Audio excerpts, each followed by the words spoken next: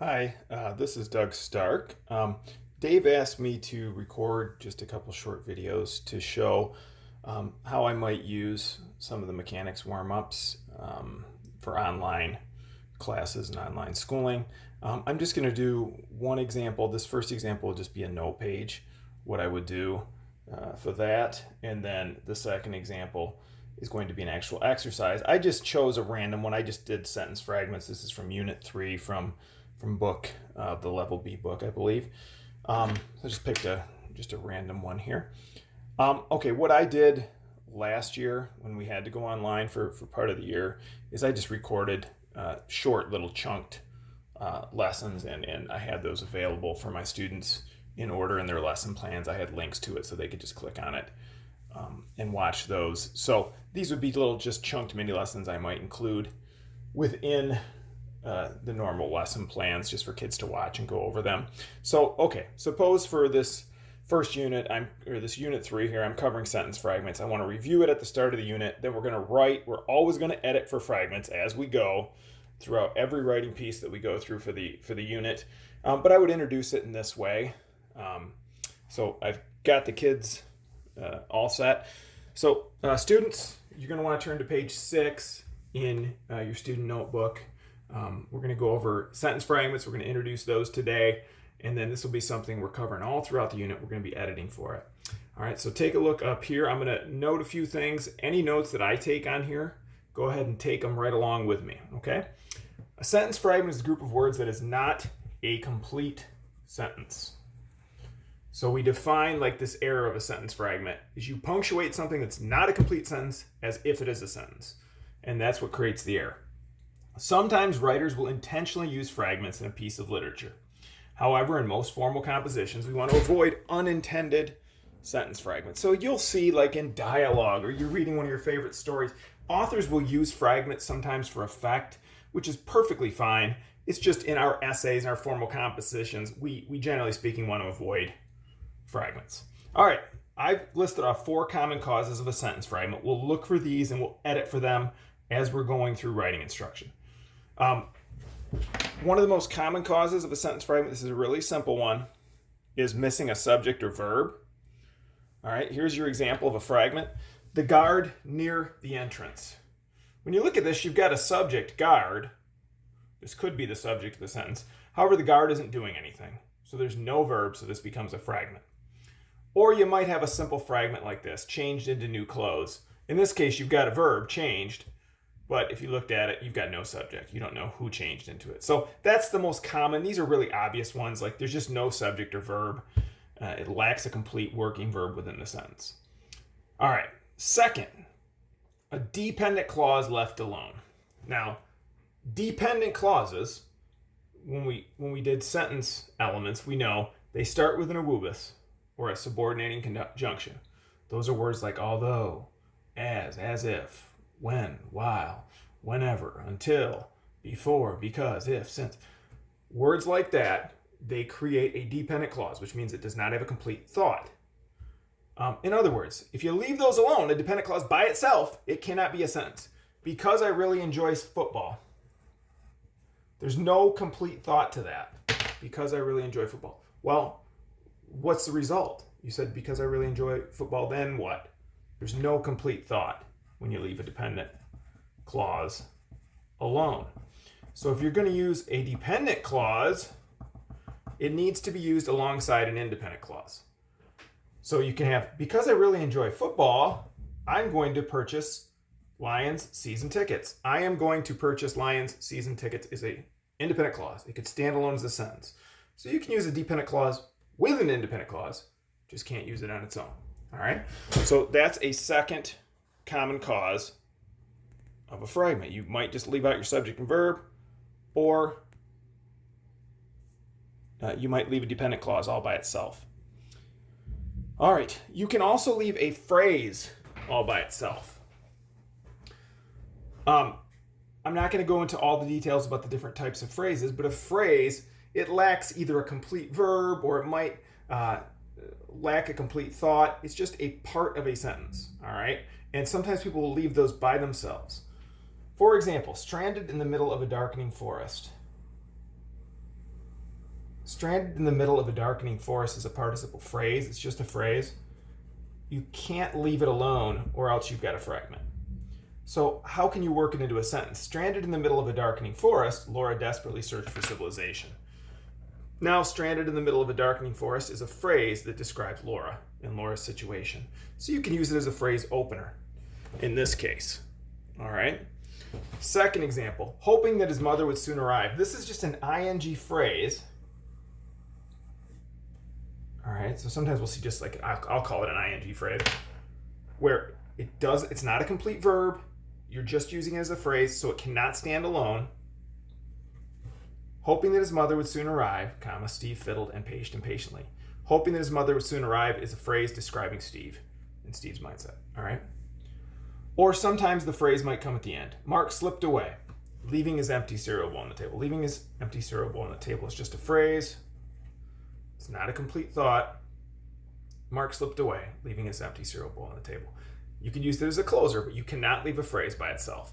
All right, so you can't leave out your subject and verb. You can't leave a dependent clause by itself. You can't leave a phrase by itself. The final one, this is kind of a general rule for it. Generally, try to avoid beginning a sentence with and, which, but, or such as, unless you're doing it knowingly with a purpose. I try to zoom in on just these two, which or such as. Those are really common sentence starters people will use that cause fragments. So when I ask you about it in the warm-ups, I just usually say, hey, don't start a sentence with which or such as. General rule. Here's your example. Steve graciously stopped and waited for Leanne, which impressed her mother greatly. This is a relative clause, which impressed her mother greatly. It can't stand alone as a sentence. All right, it needs to be a part of a sentence. It can't just be by itself. So how can I fix it? Steve graciously stopped and waited for Leanne, which impressed her mother greatly. I could just use which impressed her mother greatly. I can make that as a closer. I can set that relative clause off at the end. Or sometimes you'll get phrases introduced by such as. Many problems infest our cities, such as crime, a crumbling infrastructure, home foreclosures, and poor public services. If you look at this, it's just a phrase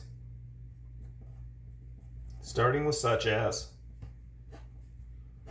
It creates a fragment, all right? Many problems infest our cities, such as crime, a crumbling infrastructure, home foreclosures, and poor public services. I can attach this phrase to the end of the sentence. I just can't leave it as a sentence on its own.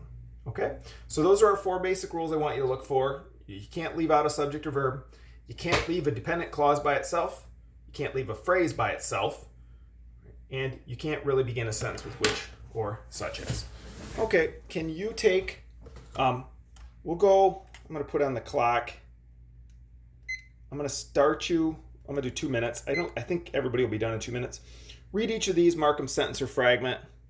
All right, just be prepared to talk about it. Probably will take you less than 2 minutes.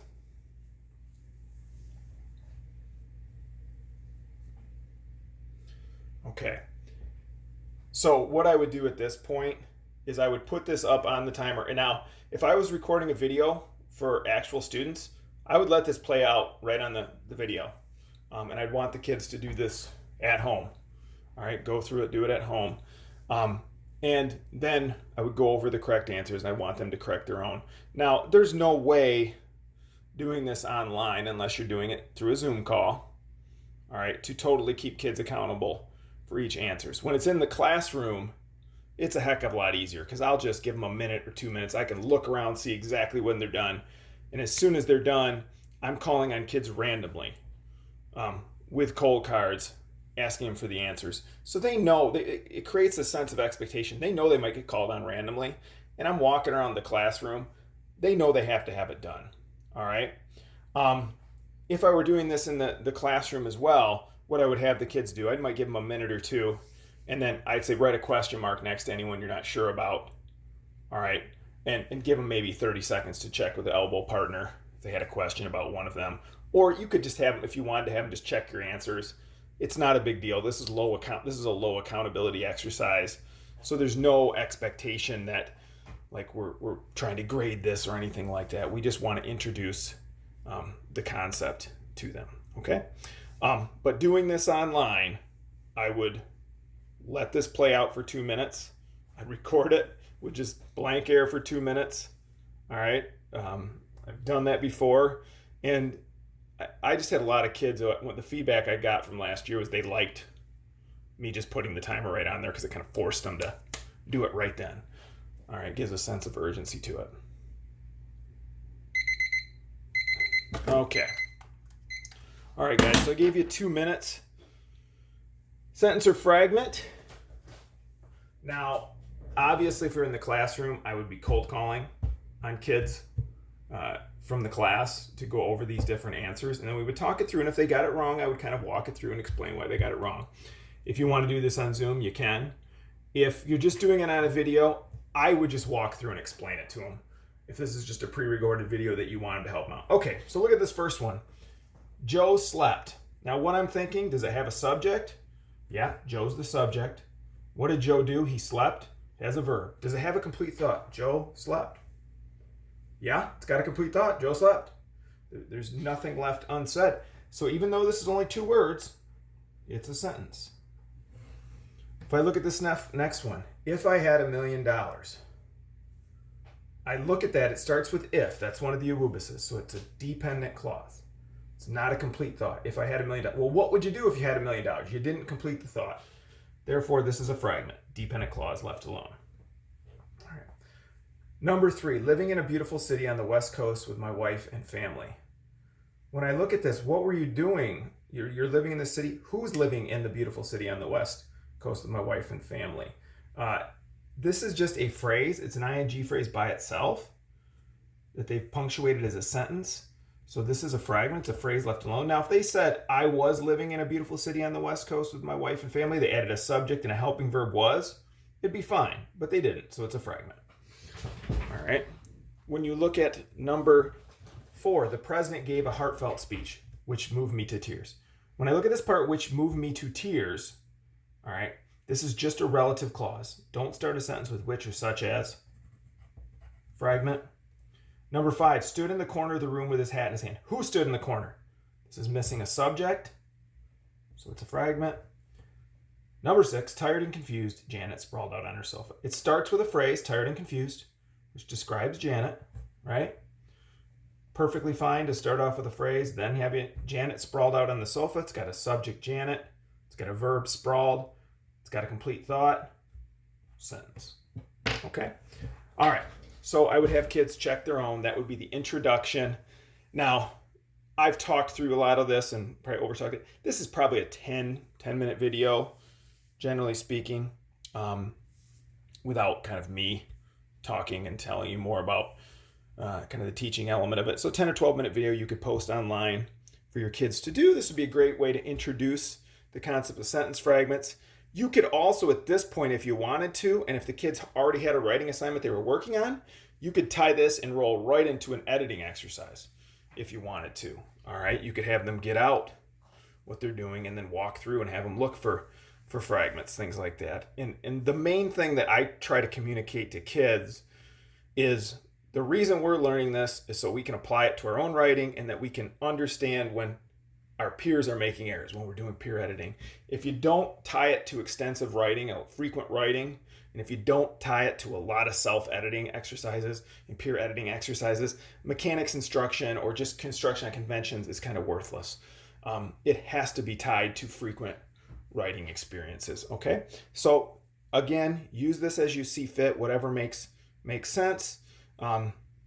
Hopefully this video, maybe a little bit long-winded, but hopefully communicates kind of how I would go through and introduce this note page. Thank you.